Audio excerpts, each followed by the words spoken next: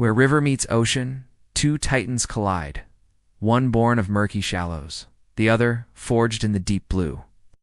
The saltwater crocodile, a living relic from the age of dinosaurs, embodies the raw, untamed spirit of the river. Its body is a fortress of armored scutes, perfected over millions of years of evolution to withstand immense pressure and violent confrontations. Every inch of its design is a testament to predatory efficiency.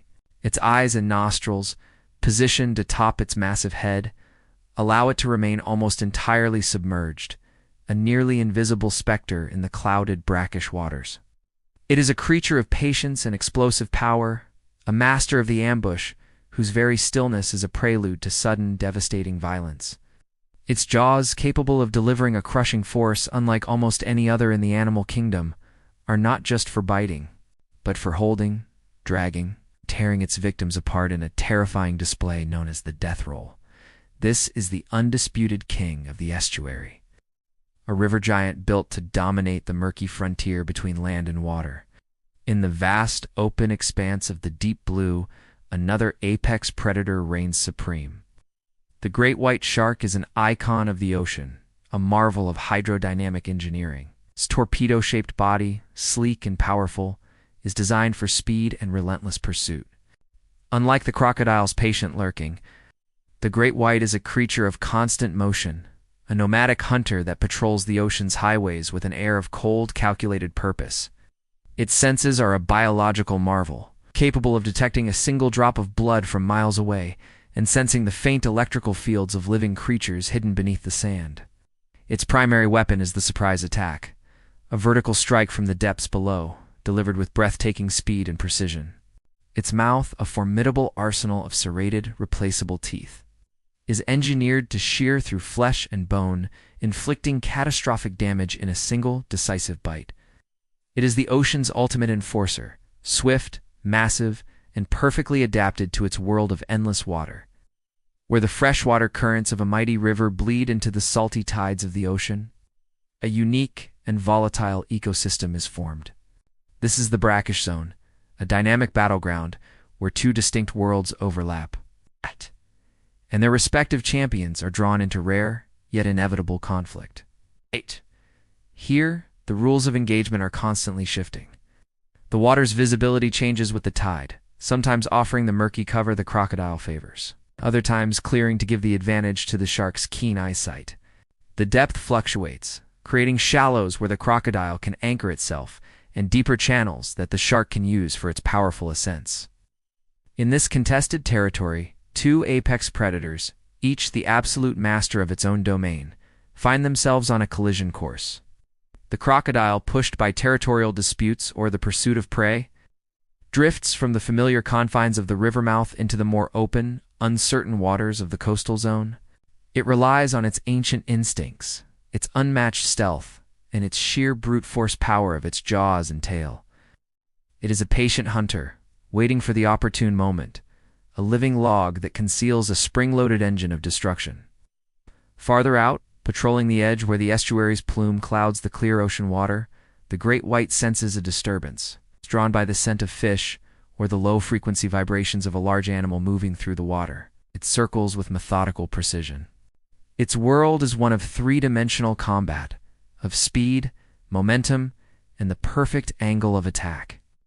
It is accustomed to dealing with seals, sea lions, and even small whales, but the armored, semi-submerged silhouette of the crocodile presents a new and unfamiliar challenge. This is not a battle of good versus evil, but a primal confrontation that bridges to realms the river and the sea, a clash governed entirely by instinct sharpened over eons.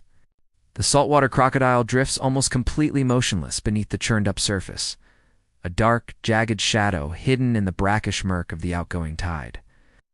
Only its eyes and the tip of its snout break the water, indistinguishable from floating debris to an untrained observer. It is the personification of patience, its metabolism slowed to a near standstill, conserving energy for the one explosive burst that will define the encounter. Its powerful legs are lightly touching the muddy bottom, providing the stability and leverage it needs for a sudden lunge or a rapid twisting defense.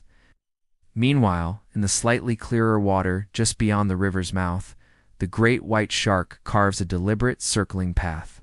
Its movements are fluid, yet tense, a display of controlled power. It senses the large mass near the tide's edge, a bioelectrical signature that is both intriguing and alien. It descends into the deeper, cooler water, a gray phantom against the sandy seabed, calculating its approach. The shark is a master of the deep strike, using the ocean's verticality as its greatest weapon. From below, it can build incredible speed, erupting toward the surface in a blur of unstoppable force, aiming for a single, incapacitating blow. Two top predators, each the unchallenged sovereign of its own world, are now locked in a tense standoff within a single shared battleground, each waiting for the other to make the first fatal mistake. A sudden violent splash shatters the tense stillness of the estuary. The crocodile, sensing the shark's closing proximity, makes its move. With a massive tail swipe, it propels its armored body forward, not in retreat, but in a powerful, aggressive lunge. The water boils around its immense frame. At the same instant, the great white charges with explosive force, its sleek form, a silver missile launched from the depths. Its jaws open wide, revealing rows of serrated daggers as it aims for the crocodile's softer underbelly. The crocodile, an ancient war machine, twists with armored fury. It meets the shark's high-speed assault not with a direct head-on collision, but with a strategic lateral maneuver. It uses its powerful, muscular tail as both a rudder and a weapon, attempting to deflect the shark's charge and bring its own devastating jaws into play. Water erupts into a chaotic vortex of foam and spray as the ocean's sleek missile meets the river's heavily armored titan. The sound of the impact is a sickening crunch as teeth scrape against scutes, and the immense power of both animals is unleashed in a primal, swirling frenzy. This is not a graceful duel. It is a desperate, brutal brawl for survival, where millions of years of predatory evolution are pitted against each other in a chaotic, churning whirlpool of violence. In the final, breathtaking clash between the endless blue of the ocean and the murky depths of the river, victory is not simply a matter of size or raw strength. Ow. It is a far more complex equation, determined by the nuances of territory, the precision of timing, and the razor-sharp edge of instinct honed and perfected over millions of years of brutal, uncompromising survival. When the river's sovereign meets the ocean's titan, the outcome is never guaranteed.